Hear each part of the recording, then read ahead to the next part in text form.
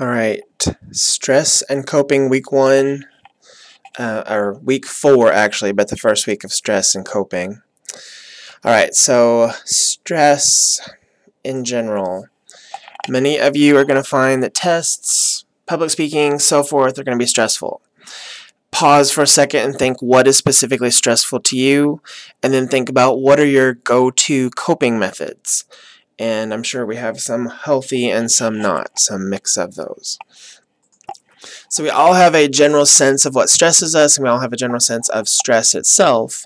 The idea here is that the specific definition would be that it would be considered negative, and it is in response to something that is happening to you that you do not see your ability to take charge of, to take care of. It's more than your coping abilities are going to be able to manage.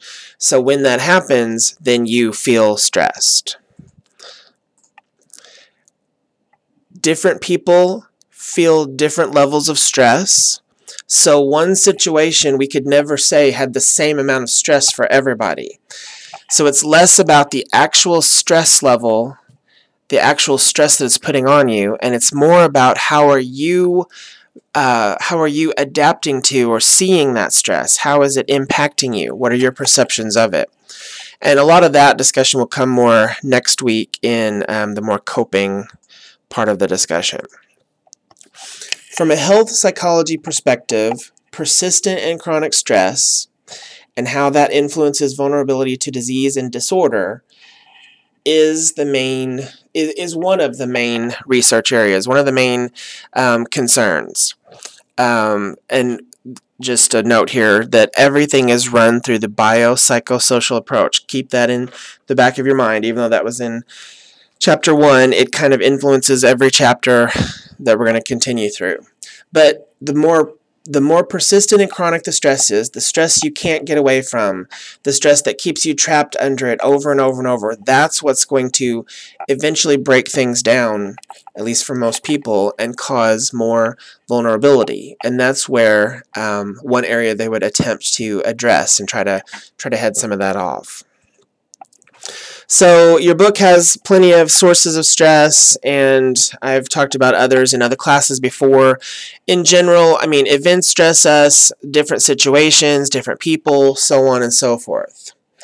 Some of this list is in your book. Main types of stressors, daily hassles, bills, family situations that are arising.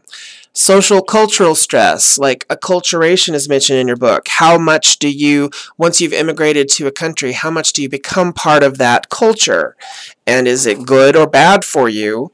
It depends on the level, and that's its own big focus. If we had more time, that might be a side project.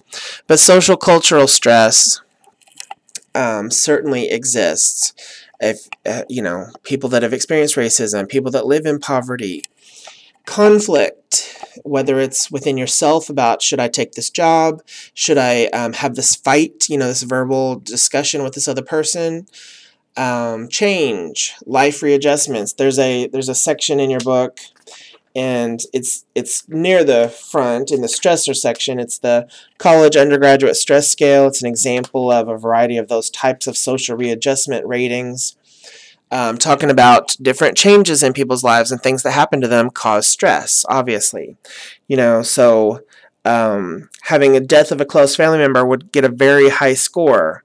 Attending an athletic event has its own level of stress, but way less than your mother dying, obviously. Although it probably depends on the person, but in usual. Pressure, expectations from yourself. You've got to do this, you've got to do that, you've got to be the best. Or your parents, you've got to do this, you've got to do that, you've got to be the best. And you are feeling as though there's nowhere to go, there's nobody to talk to. That's the sort of pressure that you might be feeling. Also in the book, it mentions catastrophes, and I think that we have an understanding of what a catastrophe is. I mean, some of you have probably lived through some catastrophes. May or may not. But stress can also happen when you're watching catastrophes unfold. If any of you watched Katrina, I don't really remember how old some of you might have been. It might not have made that much of an impact, but it was kind of a big deal for sure. Certainly the stress of watching 9/11 play out, if you were, of any awareness at that point. There's all kinds of stress. And then your book does mention environmental stressors, how much noise. Is there never a quiet place to be? Is there never a simple, calm place? Is it always so noisy and so crowded? And how does that impact you? You can never just turn off your stress response. And then it talks about a variety of work problems, and I think a lot of you probably are aware of issues that you have at work. All right, so there's stress. We get it. There's even stress in being male or female. Obviously, this talks about the book talks about research discussing the differences in stressors in women and men. Whether it's more family-oriented for women, financial-oriented for men, so on and so forth. All right, so stress factors can moderate and adapt how you, factors that can moderate and adapt how you experience stress. How much social support do you have?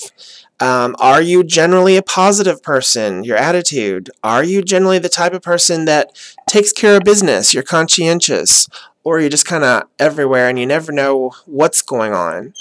And the book coins the phrase daily uplifts, and that is back again in my edition on page 113. It's under the daily hassles. The counterpart to daily hassles that are mood-lifting experiences such as receiving an approving nod from the boss, hearing your favorite song at just the right moment, or even getting a good night's sleep. Those kinds of things definitely provide buffers. Too many people are unwilling to allow them in a lot of times, especially if we want to stay in a funk. But they're certainly there, certainly important to think about. Good stress, eustress. Pretend there's a little parenthesis there. So stress can be good. Low levels of it motivate you to keep going. I mean, the more of it becomes a weight on top of you and then you stop. But low levels of it definitely push you a little bit, force you to get up and go and keep trying. So not all stress is bad, but we certainly don't want it to the level where it just sort of hangs on us and we can't move out from under it. All right, so the next several slides are we're going to try to walk through the physiology of stress that starts on page 128 in my edition of the book and goes through several sections. And it's important. I don't think it's completely user-friendly unless you have like a really great working knowledge of all the body systems and everything that they do. And let's face it, that's not usually something that we spend tons of time on in psychology, even in like intro classes. It's basic, get through that in a little summary. So this is going to be an expanded discussion that hopefully will make sense, because it is helpful that you understand the walkthrough of this in stress. But I will tell you that before I start with this, the bottom line is that stress gets in the way of health. And that oversimplifies it, but yet it doesn't, because that's kind of the bottom line. The more stressed, the more likely you're not being able to heal yourself or your body being able to take care of itself. And the more stressed, the more likely you are to do behaviors that aren't going to help the body continue. So keep that in the back of your mind. If you understand nothing else, at least get that gist. All right, so let's think of something stressing you, like a snake or a clown or somebody, in one of my classes, butterflies or moths are very stressed by. So it just depends. Cannon studies on stressed cats, page 128 in my edition, talks about, cats were stressed by dogs barking. And so they needed to get out of there. So the fight or flight reaction took over. And then Cannon, the researcher, discovered that there was large amounts of epinephrine later detected in their blood. And so this hormone, along with cortisone and other hormones, helps prepare that cat to defend itself against those dogs if it had needed to. So that's kind of the beginning of what they noticed was present, and sort of just a nice tangible example of what we're getting ready to say. So, and again, you should read it all. You can read it all. There's things I left out for simplicity's sake to try to make sure the core idea was received. So the sympathetic nervous system basically tells the adrenal glands to release hormones. This causes the fight or flight response. So a snake has crawled into your residence hall.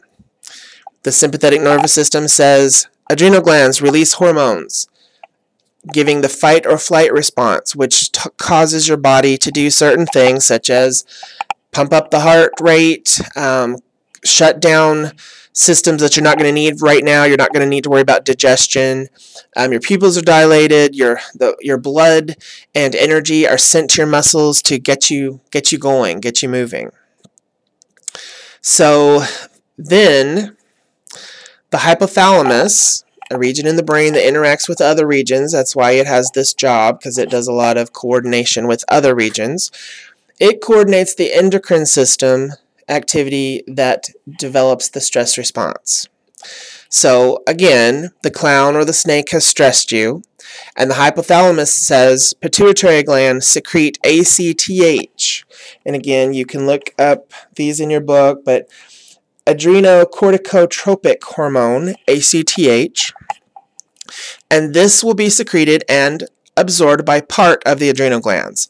Your book tells you the different parts. I'm not sure that that's important, the exact parts of it for our understanding of this. So at least if you understand that adrenal glands did something with this hormone. So part of the adrenal glands, then secrete epinephrine, another name for it, adrenaline, and norepinephrine, noradrenaline, into the blood. This further triggers the fight or flight response, and this triggering, this preparation then lasts longer than what the SNS process was doing. So the SNS process plus the adrenal process is the SAM system, which is the sympatho-adrenomedullary system.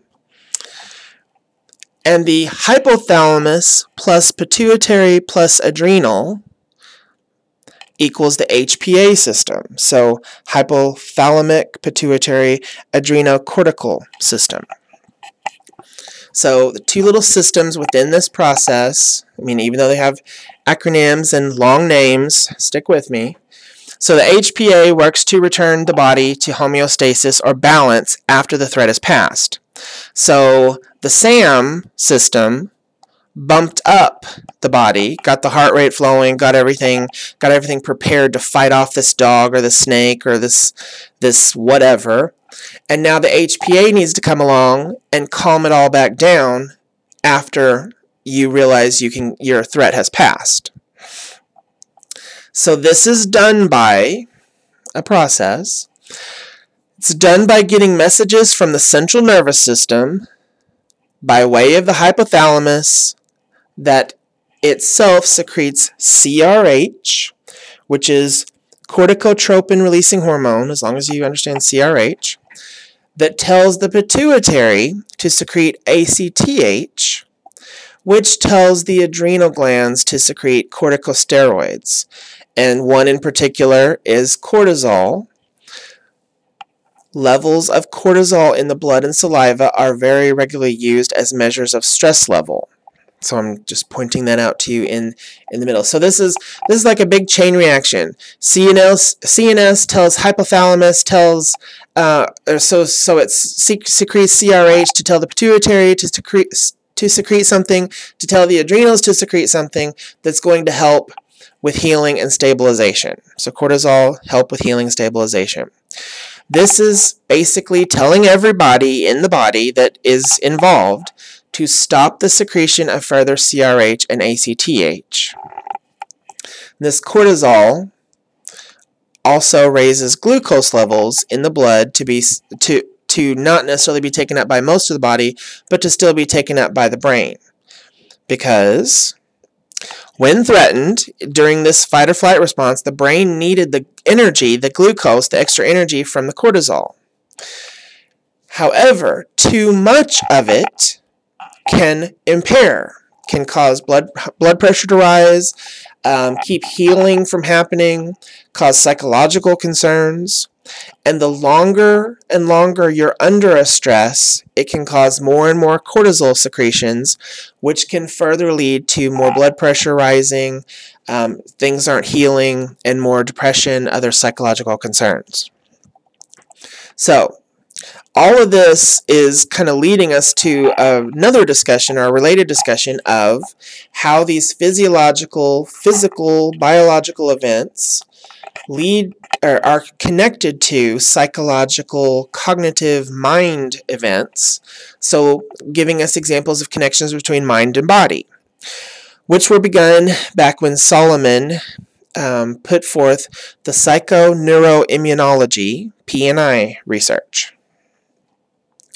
And again, big words, but it kind of does make some sense if you really stop and think about it. So you should listen to this a few times, and you should kind of follow along in the chapter. The PNI, psychoneuroimmunology, works to explain how your emotional state, so your psychological impact, the hormones that change your emotions, the hormones that change reaction, and your immune system, and your disease, and any diseases, interact. So how do these interact? And basically, which is what I said a while ago, the longer and tougher the stress can equal suppressed immunity, which can make you more likely to be susceptible to sickness and disease. That does not necessarily apply to everyone, but certainly many, and does raise the possibility of difficulty. If it's a 30-minute stressor, we're not talking about suppressed immunity. But if it's 30 minutes every 30 minutes, or it sort of sets in and hasn't let up for 3 years now, then we're probably talking about the body is not able to heal itself successfully enough.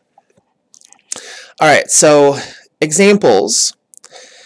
Immunosuppression, which is just reduced immune system functions, has been found during high stress levels like divorce, loss, work stress, so on and so forth. And there, again, are a lot of research articles that are discussed in your book that actually give good examples that I will refer you to. But suffice it to say, they've looked at people going through these levels of change, this divorce, lost a loved one, and often that is paired with a reduced ability to heal your body, to take care of your body. All right, and then research links stress. So connected to that, research links stress to the higher risk for viral infection. So on page 136 in your book, again in my edition, the example is that stress is also linked to lowered immune resistance to viral infections. So in one study, 47% of participants living stress-filled lives developed colds after being inoculated with rhinovirus, compared to only 27% of those inoculated who reported relatively stress-free lives. So since they all got the inoculation, the difference was the levels of stress. And if you are paying attention on this campus, you see this all the time, as a sickness will spread like wildfire through a residence hall. Lots of people who are not sleeping right, who are not eating right, who are living drama-filled relationships, all of this conspires to cause you to feel more stressed and get sick quicker and easier. And then, of course, you come to class and sneeze all over me, and then I'm sick. But we're not having that problem in an online class. But you get the point. I'm sure you've paid some attention to that. And then also delays in wound healing, which kind of explains itself. But there is an example toward the bottom of that page where it talks about mice subjected to stress that were being held in a restraining harness healed more slowly than mice who weren't being stressed. So, you know, when something is causing you problems, your body can't send all the energy to that part of the body to just say, okay, you know, leg, heal. It has to fight off depression over here and try to work on the leg down here and try to keep this other sickness from happening. So the power is diffused and the events can't solve that wound, can't heal it right away.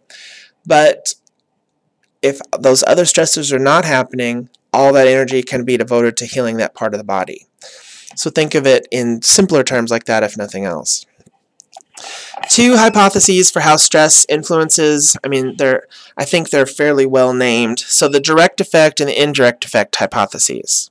So direct effect is just saying that through direct production of these corticosteroid hormones that were already activated by stress is how your body is influenced directly from the hormones that were already activated by the stress. Indirect effects of how stress, can lead to disease would be not necessarily that it happened directly, but that you tried to cope with some stress by smoking or not sleeping or alcohol or some other behavior, and that caused its own level of stress and was maladaptive and didn't make you healthier and then further delayed healing. So whether it happens directly or indirectly, there's still debate, but you get the general idea. And then right toward the end of this big section, they mention that immunosuppression, this idea, this theory, adequately explains a lot, but does not adequately explain diseases with inflammation, like Parkinson's disease, that can be also aggravated by stress. So they put forth the GCR resistance model, which is just glucocorticoid receptor resistance model, which is that chronic stress impairs the body's ability to regulate inflammation, in turn opening the door to other diseases.